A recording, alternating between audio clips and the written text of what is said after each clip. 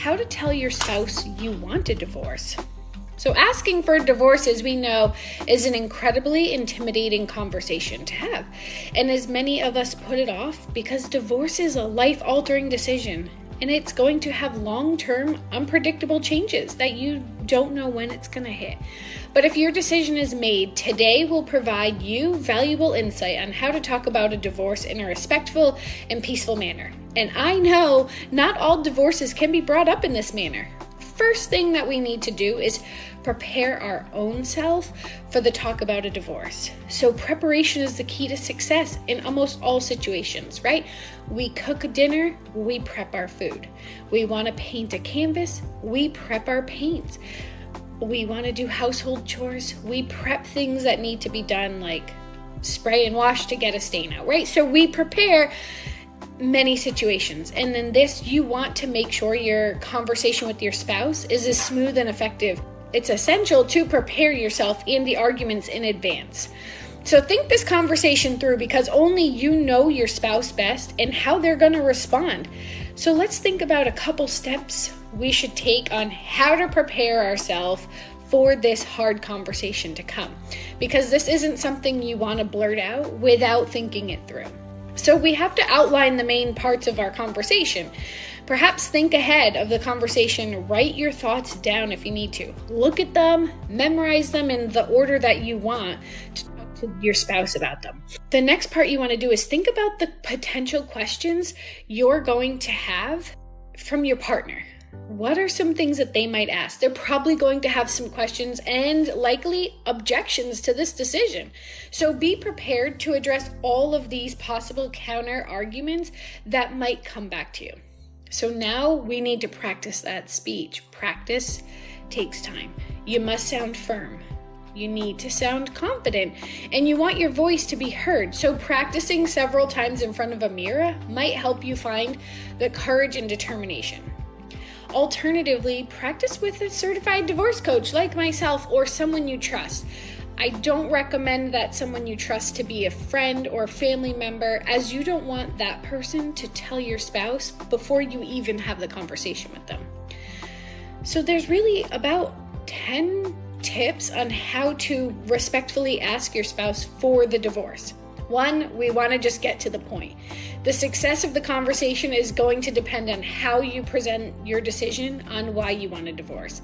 Last week, again, we talked about healthy and unhealthy disagreements. Learning to have that harsh startup and get started out on the wrong foot is not going to steer this conversation in the right direction. So remember last week, we talked about that magic number, 3. The first 3 minutes of the conversation is going to be an indicator on how likely it's going to end. So ideally, you want to communicate your thoughts to your spouse as clear and as simple as possible. Stay concise to keep that focus on the conversation. So for this reason, you must prepare the main points of the discussion, right? And memorize them. It's going to help you avoid sounding insecure because you don't want to look like a school kid who forgot to submit a homework assignment and be unprepared for any questions or comments that are going to come your way. So one way you can prepare for this conversation is really list out the topics that you want to address. Why do you want a divorce in the first place? Only you can answer that. Write down a little brief explanation so that you can use that to start the conversation. Perhaps you start with, I'm not happy in this marriage, and I think we need to consider a possibility of divorce. And a more detailed reason, which only you know, you could add to your list. Your spouse definitely is going to need some explanation. So prepare your reasons and explanations in advance. The second part, stay calm. What you say is one of the most important factors if you're going to be able to contribute to a peaceful resolution. Not always can it be peaceful, right? The way you say it also matters to your emotional state. You may have a lot of anger toward your spouse, but that's not going to help you achieve the desired results that you want if you're shouting and yelling. So there's a few ways to get into this emotionally neutral state. And the first is to practice that speech.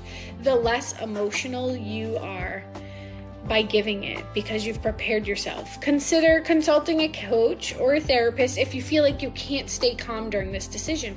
In fact, that's part of my job, is to help you do this correctly. It's very likely your partner is not going to feel calm when you tell them, so prepare for their emotional response as well. Don't let them frustrate you.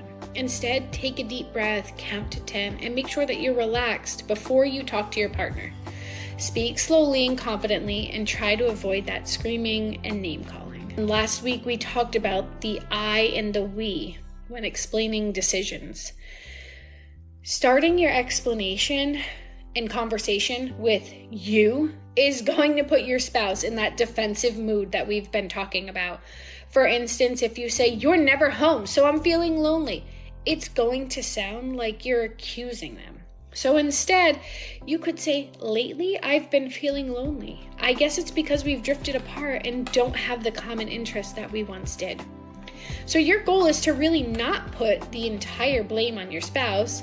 Instead, avoid blaming anyone. Even if you believe they caused the divorce, avoid mentioning it. Instead, tell them how you're feeling into the marriage, and don't have to get into the specifics right now. Honestly, but not brutally honest with your partner about why you're asking for the divorce is what's essential. After all, you want a peaceful ending. Most people do, right? So don't add fuel to the fire of the marital conflict that's already at hand. So start by acknowledging the problems by saying, "We need to discuss the future of our marriage." Or, "I have been feeling unsure about our marriage and I'd like to talk about it." Perhaps you could also say, "I've been struggling with our marriage for some time and I'd like to discuss it with you." Following those statements, you might be able to say things like, "I feel like we've grown apart. I think we should consider a divorce." Or, "I think it's time we discuss the possibility of a divorce." Lastly, "I've been unhappy in our marriage for a while. I think it's time to start talking about a divorce." Remember to use more of that we and our rather than I. Otherwise, you feel like it's for the best of both of you in the situation. So I believe it's time for us to consider ending our marriage. I think it's in both our interests to consider separating. I feel it's time we talk about the state of our marriage and possibility. Those aren't going to work as good for you. So also, leave the past grudges out of the conversation. Avoid criticizing your spouse for their past misbehavior. It won't lead to the conversation anywhere good. First, they will not agree with your accusations, ever. So it's a dead end. Secondly, you're going to only increase the tension. So if you want to get resentment off your chest, write it down in a journal, send it to a friend, email your own self. But if your spouse is the one who starts blaming you, end the discussion. Return to this conversation when everybody calms down. There's no good time to have a conversation when tensions are high. That brings us to choose your timing. Is there an ideal time to say that you would like a divorce? Probably not. But there are some times better than others. Don't start this discussion out of the blue when children are around. Naturally, you're holding in all of these feelings and thoughts for quite some time likely, but you want to get them out. Nevertheless, it's not the best time to be impulsive. It's better to wait for the appropriate time. So what is the appropriate time? How do we choose an ideal moment? How do you choose the ideal moment to have this big conversation? So you've prepared yourself, you're ready. Now when do we do it? First, make sure that you have plenty of time to talk to your spouse. You don't have anything significant coming up in the next couple days or hours. Have the discussion in your home where you have privacy. We don't want to do this in a public place at a restaurant where we might have tensions.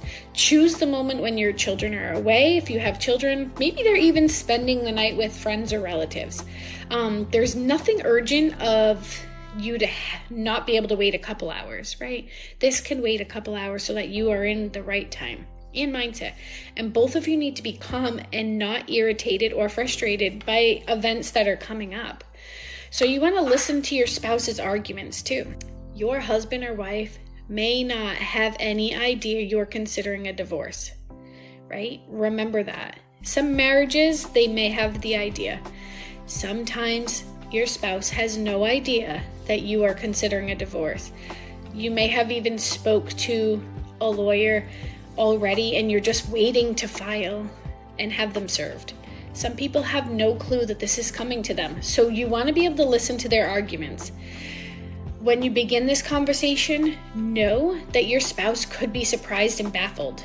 But after the initial shock wears off and they hear the news of your opinion on filing for a divorce, they might be able to express their concerns and opinions a little better. They might ask questions, or they might actually assume the reason that you want it, such as an affair. Either way, their reaction is going to be likely very emotional. So one of your tasks is to listen. Listen intently. Don't interrupt them when they're speaking. It lets them feel heard and respected. Let them say what they want and address the points they made. And remember, try to stay calm. Respond by saying that you understand that they feel frustrated, but right now you believe that the best decision for both of you is a divorce. That brings us to this.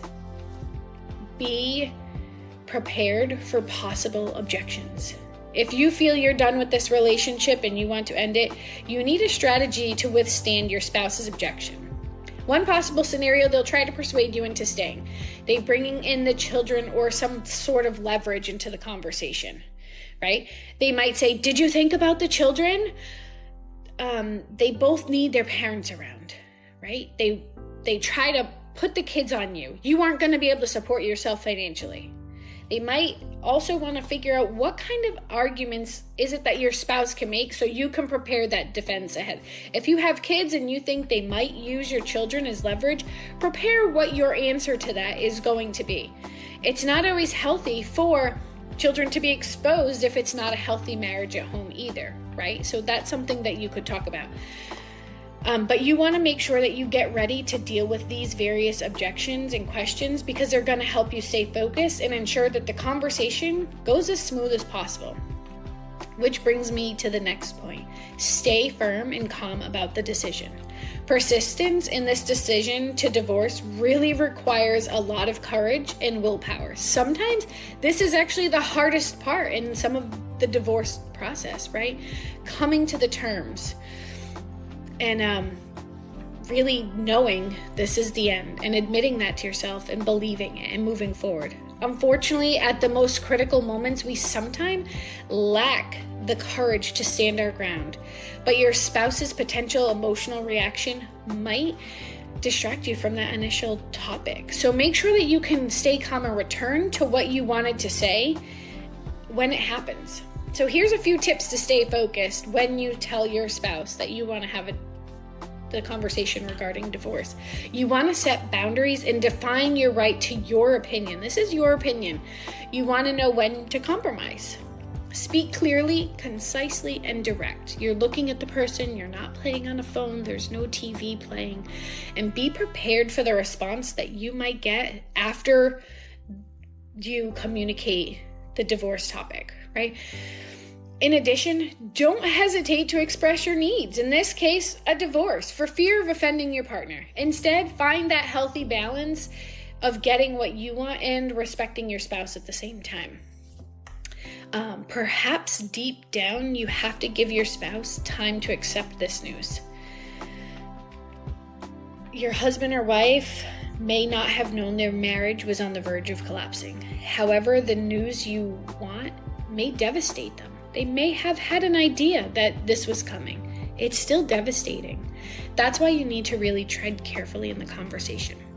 Don't force your point of view on your spouse. Instead, let them think about the situation. Work through their emotions independently. And if they require more time, let them have it. Essentially, you had a lot of time to prepare this conversation, so now we need to let them prepare their response because we don't want people saying things they didn't mean in the moment of being so upset. So this especially applies to people who like to stay alone with their thoughts and decision making, right? If your spouse needs time to be alone, come back and talk about this at another time. However, don't wait too long before you return to the topic, or they might think you've changed your mind. Another big one, leave the major legal arrangements for later. We're just talking about the here and now in this conversation. You might want to discuss legalities and major issues immediately after you tell your spouse about the divorce. However, now's not the best moment to talk about these emotional pieces until they're ready. So moreover, you need time to rest. Talk about this tense conversation, get your thoughts together, and then you can talk about things like housing arrangements, plans for children if you have them, who gets what after the divorce, financial support, property ownership. There's so much to think about. But remember, the words you choose to tell your spouse about the divorce is likely going to shape the rest of that divorce process, define your relationship afterwards.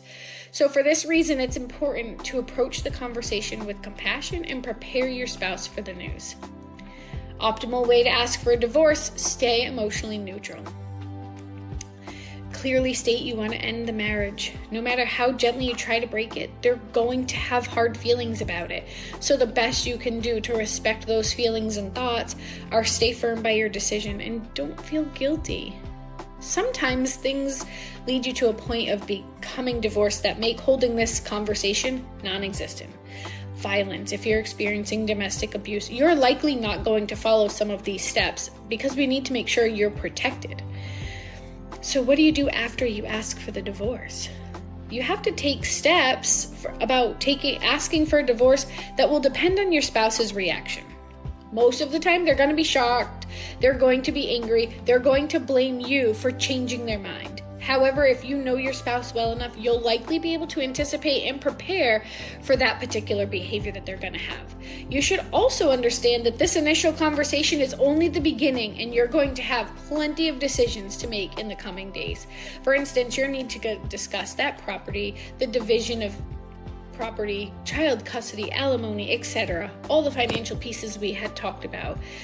So make sure you set a peaceful tone, allow your spouse to adjust to this new reality for some. Doing that gives you an excellent chance to part ways amicably and stay on good terms with your ex. Again, remember, there are many stages to a divorce, and even though you may be the person who initiates the conversation, this doesn't mean you also won't experience some of the stages. Denial, a big one. The initial state of shock, right? Largely disbelief, emotional turmoil. You're experiencing this when confronted with the news that the marriage is ending, leading people to have a really hard conversation. Denial takes a hold as your mind is trying to struggle to accept the reality of the situation. You might feel numb, confused. You might want to feel like you're shutting down, but denial may not appear to be a healthy coping strategy, right? It's a common response that really provides just a temporary buffer as you begin the process of all of these changes to come in your life. Anger. Anger becomes a necessary outlet for expressing the pain, the frustration associated with ending the relationship, whether you're the one who's asking for this divorce or the person who was just told your spouse wants a divorce from you, right? You're going to feel angry that the relationship is ending. It's essential not to suppress this emotion, but find healthy ways to express the emotion, which is going to help you overcome. It's going to help you pave the way for a journey toward a healthier, more constructive future for yourself. Bargaining. It's a natural thing to question, could you have done something to save the marriage, leading to guilt, to fear, to anxiety, and blame. So bargaining emerges as you search to modify, could we have done something different to make this relationship work? And saying things like, if only, and overthinking various situations. However, it's essential to approach this stage with acceptance, recognizing that some things are beyond our control and we need to allow for healing and personal growth. You're going to feel depressed. Everybody's going to feel sad. As the time passes and that reality really sets in that things are not ever going to be the same again, depression can really manifest our feelings of helplessness, hopelessness, a decline in our energy, loss of interest, our social interactions, which is why later in the divorce process, I'm here to help you make sure that you get back to being that social person you once were before you lost your joy. While some degree of sadness or depression is expected during the divorce, the feeling should gradually diminish over time. If you find it really difficult to move beyond this sadness, make sure that you're seeking support from somebody in the mental health professional. That's really crucial. this was somebody you wanted to spend the rest of your life with when you were married. And then the last part is acceptance. The acceptance stage of divorce is the healing process, where you really start to find that clarity among all the changes that it's brought to your life. So feel whole again doesn't necessarily mean you're okay with the loss of the marriage, right? But rather understanding that you'll be okay in your new reality. During this stage, you're going to learn to navigate life as a single person, possibly a single parent, and gradually that fog of grief lifts, right? We may never fully accept the end of the marriage. Acceptance involves adapting and moving forward with our lives, leading to the new beginning. So keep in mind, you will have a spouse ask for a divorce, and it may come in total shock. In your mind, everything is fine, right? You have a beautiful home, children, great jobs, you travel often, you go on vacation, your children are involved in sports. People probably are envying your relationship on the outside. You and your partner think everything is great, and out of the blue, you have a partner that says, I want a divorce. You'll have relationships where there's abuse, there's always arguing, and a divorce may not come as such a shock from a partner. We have divorces due to infidelity, financial situations, loss of interest, simply had enough. Maybe there was lying, etc. Every divorce reasoning is going to be different, but it doesn't make the topic any easier to discuss.